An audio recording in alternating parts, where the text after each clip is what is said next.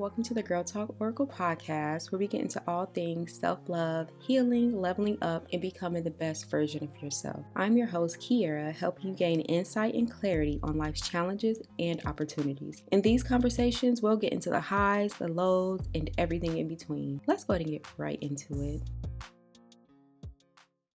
Hey y'all, welcome back to the Girl Talk Oracle podcast.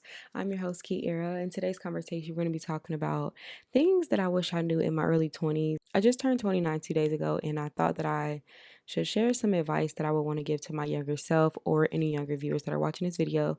And that's what we're getting into today. Y'all just heard the long ass intro, so let's go ahead and get into it. So the first thing I want to talk about is not having it all figured out in your 20s.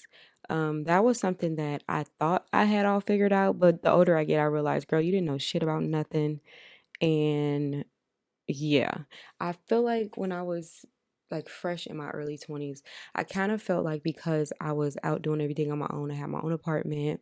I just feel like I had it all figured out, and that was not the case because life will throw curveballs and show you who's really a boss. Like I really, in my early 20s, I kind of just was living day by day. I really didn't have any plans mapped out.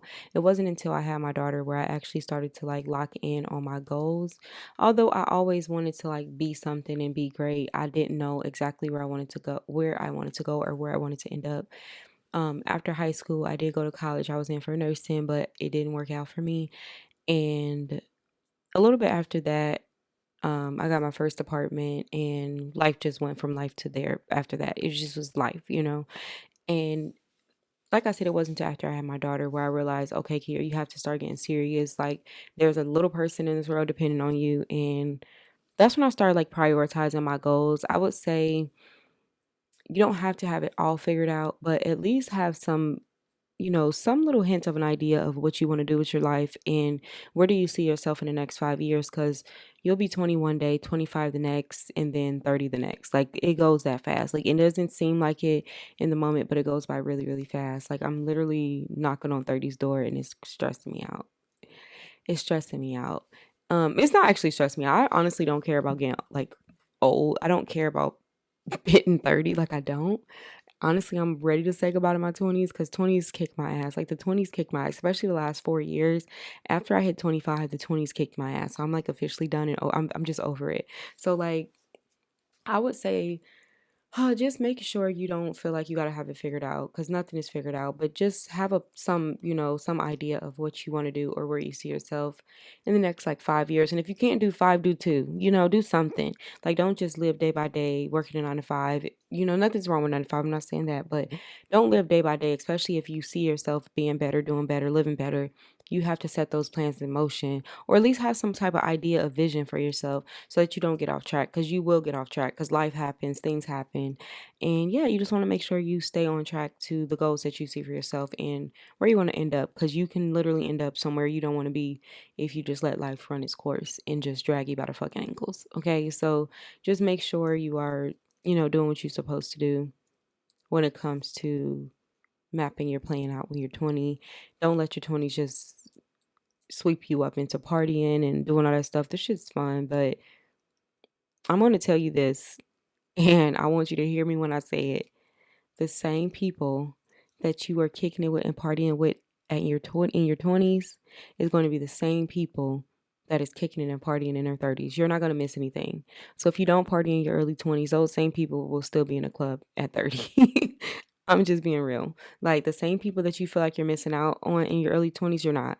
They're still going to be at the club in their 30s and 40s. So, you know, prioritize what's important and not what's just fun and for the moment. Do have fun, but don't make clubbing your 20s. So the next thing I want to talk about is being afraid to fail. Everyone is afraid to fail at something, even if it's just getting butterflies or getting nervous before you have to take a test or go apply for a job or just look anything in life. You're going to be afraid to fail or to not have something that you're going after, and that's normal. But you cannot be so afraid to fail that you don't try new things and you don't go after new things, because that will leave you where you are. It won't help you become better. you have to make mistakes in order to become great. I'm a firm believer that having failures a part of your lessons is what's going to help you learn from those lessons. You're not going to learn from anything if you don't have experience. You're not going to have experience if you don't try, and you won't overcome anything if you're just perfect at everything. You know what I mean? So allow failures to help you grow, help you become better. Help you be better, do better, and having those failures can also help you become a teacher if you want to be a teacher in certain fields, or it can help you be a voice for other people if you want that to be your path. You have to be okay with failing and not being afraid.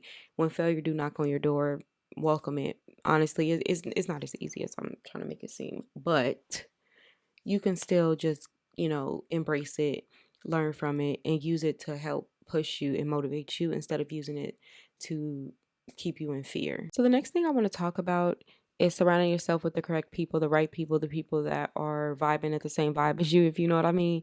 You don't want to surround yourself with people who aren't motivated, people who don't have goals for themselves, people who only want to kick it all the time. You got your kicking it friends, that's cool, but you also want to surround yourself with like-minded individuals, people that you can call upon when you need advice, somebody who's not going to sugarcoat things, somebody who's not going to just be a yes man, somebody who's going to actually hold you accountable for the goals that you set for yourself, hold you accountable for the things that you say, the things that you do, people who are not going to let you just act out of character or just fall off. We go through different things in life, and you can't have people around you that's not going to hold you accountable for your mistakes.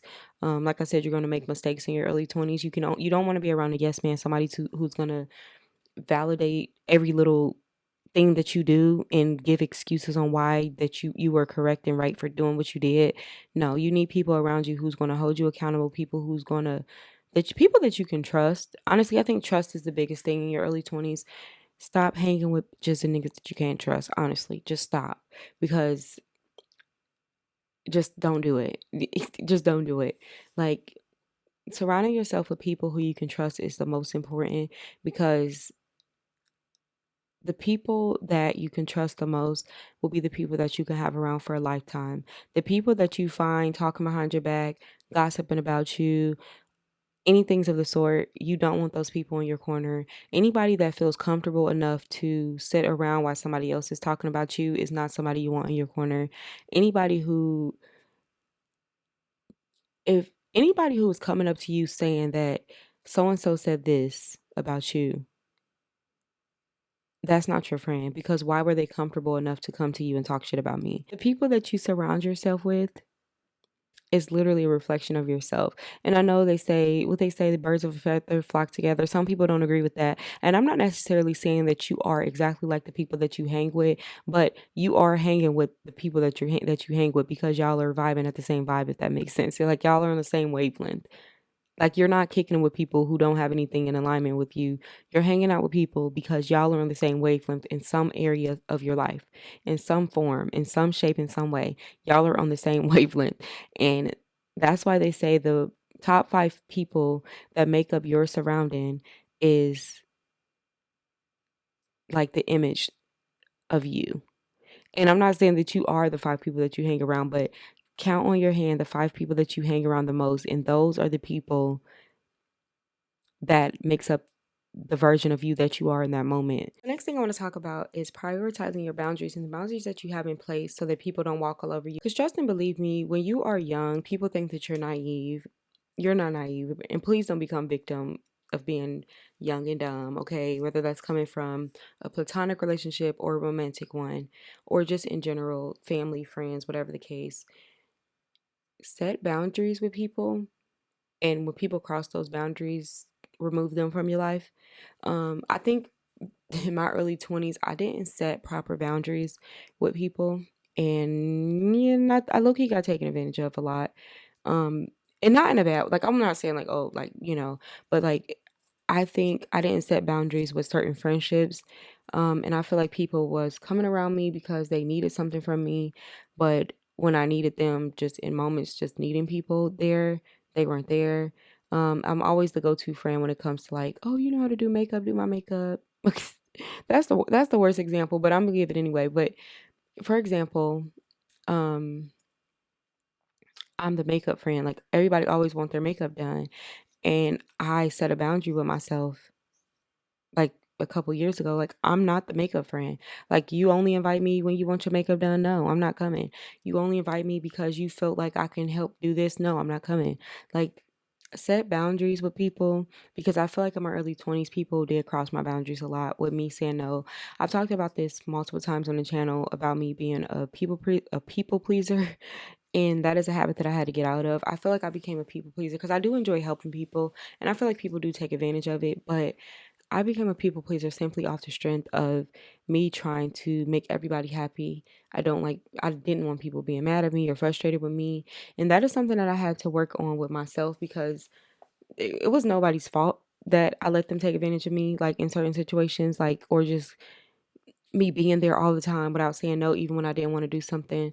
Um, that was all me. So I had to do work with myself. It had nothing to do with the people. That's why I'm telling you to set the boundaries. It has nothing to do with anybody else. Of course, people are going to take advantage of people they can take advantage of, but and of course, those are the people that you obviously don't want around you anymore. But it has to do a lot to do with yourself. Like, you have to make sure you prioritize your boundaries before you can expect anybody else to. And that's something that I had to realize because I I don't know. I feel like growing up, I didn't have a lot of I had a lot of friends, but I didn't have a lot of like close friends. Like, I was like a friend hopper. Like, it's like I had friends and I didn't, and I had friends and I didn't. I was like a little lame in high school kind of, and I don't know. I kind of I don't know. Coming into adulthood, I feel like I just yeah.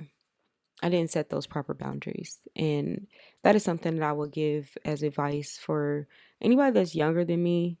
Set boundaries. Like, don't let people play with you because they will. Trust me. Family too. So just set your boundaries, honey, because you don't want them to play with you. But that is what I have for today's video. I hope you did enjoy it. If you did, please let me know and make sure you subscribe so you don't miss another episode from the Girl Talk Oracle podcast.